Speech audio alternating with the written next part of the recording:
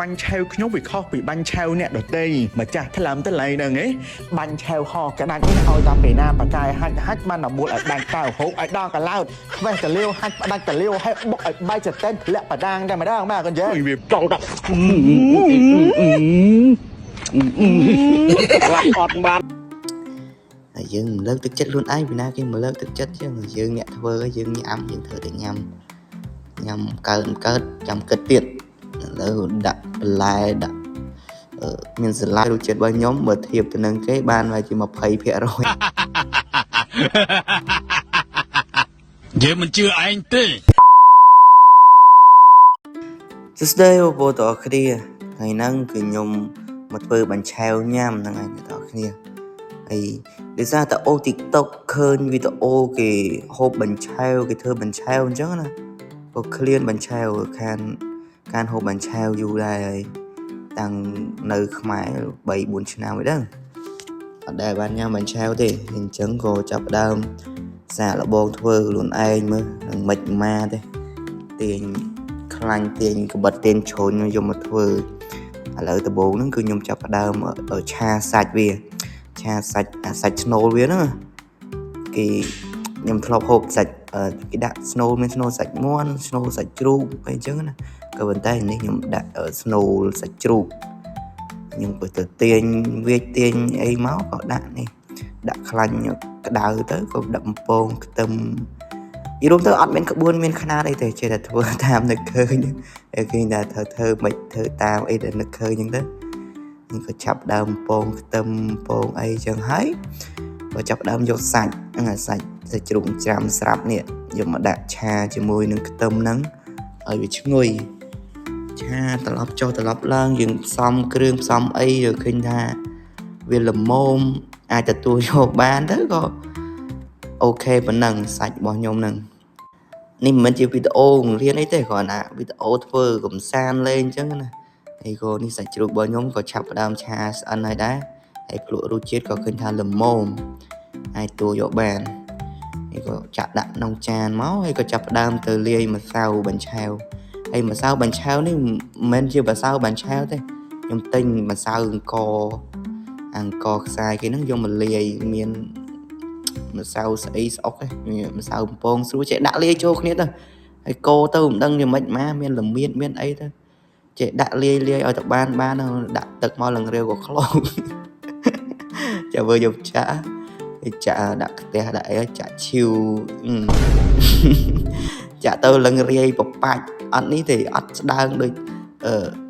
អ្នកគេលក់អ្នកគេធ្វើលក់គេចាក់ឲ្យគេដាក់ឡើងស្ដើង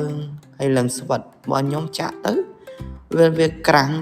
ហើយខ្ញុំខំកលេងវាឲ្យស្ដើងដែរប៉ុន្តែវាអត់បានស្ដើងវាទៅជារឹងហើយវាក្រាស់ទៀតនៅពេលអញ្ចឹងទៅវាឃើញរូបភាពតំណងដែរដល់ពេលយើងចាក់ដាក់ក្នុងខ្ទះអញ្ចឹងទៅវារៀងតំណងដែរសាច់ដាក់បន្លែបបោយគេហ្នឹងតាមពិតអាហ្នឹងគេដាក់ស្ពៃដាក់សណ្តែកបដោតែខ្ញុំអត់មានសណ្តែកបដោខ្ញុំក៏មានស្ពៃក្តោបខ្ញុំក៏ដាក់ស្ពៃក្តោបទៅអីទេវាបើសិនជាចាក់បានទៅវាឆ្ងាញ់ដែរវាដូចគ្នាតែវាមិនខុសគ្នាហ្មងទេគេក៏ដាក់ក្របចឹងទៅវាតំណងទេតាបើខ្វឹបមកក៏ប្រែវាមិនប្រែអាហ្នឹងគេបត់វាចូលគ្នាណា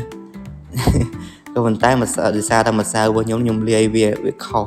មិនលាយខុសដោយសារខ្ញុំអត់ចេះលាយដល់ពេលចឹងទៅវាផុយវារៀងអ៊ីរ៉ូវាមិនមែនប្រភេទជាបាញ់ឆាវរបស់គេហ្មងវាទៅជាប្រភេទដូចបាយក្តាំងហើយលទ្ធផលដែលបានចាក់បានហើយនេះវាយឡើងមកដុំដូចបាយកកម្ដុំចឹងមានទឹកត្រីមានអីទឹកត្រីផ្អែមក៏មិនត្រូវគ្រឿងទៀតអូយរឿងមែនហើយតែឃ្លានចង់ធ្វើឲ្យធ្វើបានប៉ុណ្ណឹងមានអីយើងមកសាកញ៉ាំមើល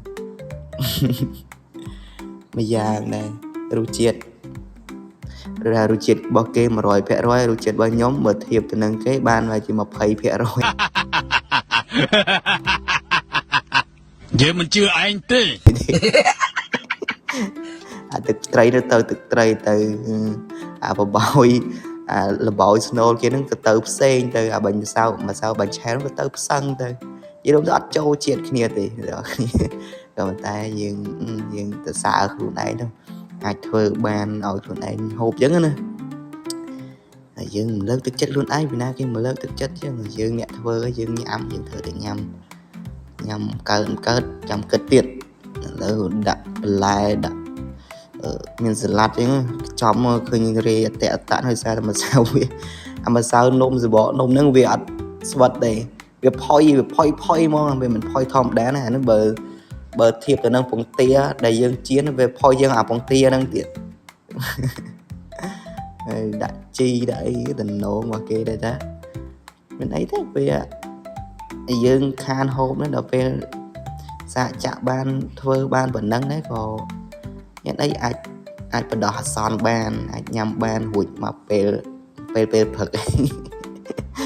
អាហារពេលព្រឹករបស់ញោម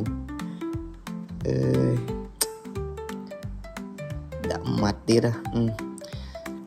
ចាក់អស់ពីប្រទាំងហើយដល់ពេលសម្រាប់ចុងក្រោយមកគឺថាម្សៅវាសល់ច្រើនដែរហើយក៏គេថាចាក់មិនកើតទេក៏យកមកចាក់ចោល